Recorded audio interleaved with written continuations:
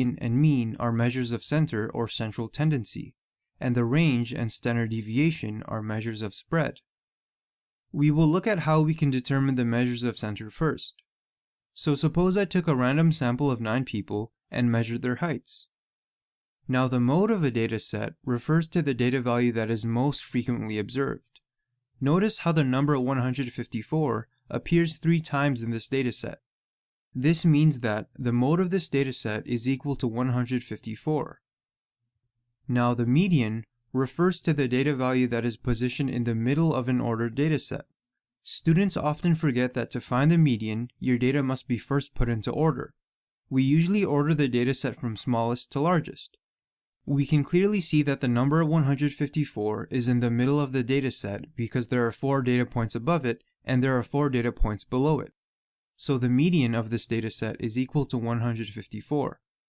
When a data set is extremely large, it might be helpful for us to use the formula n plus 1 divided by 2. This formula tells us the position of the median. N refers to the total number of data values in our sample. We have a total of 9 values in our sample, so n is equal to 9, and 9 plus 1 is equal to 10, and 10 divided by 2 gives us 5. As a result, the median is equal to the value in the 5th position, which is equal to 154. Note that we could have counted from the bottom and we would still get the same answer as long as the data set is ordered. We always use the formula n plus 1 divided by 2 to find the position of the median. When we have an odd amount of data values, the median will always be apparent.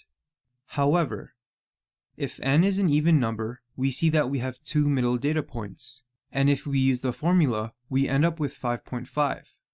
We see that there isn't a value in this position, so what we do is we take the arithmetic average of the 2 values beside this position, so we would have 154 plus 155 divided by 2, and we get an answer of 154.5.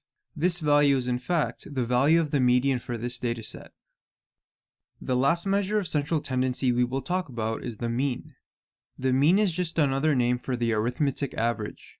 The formula of the mean is as follows. It is equal to the summation of all data values divided by the total number of data values. If our mean comes from a sample, we call it x bar. So to get the mean for this sample, we add up all the data values, and since there is a total of 10 values, we will divide by 10. As a result, we get a mean or x bar of 165.6.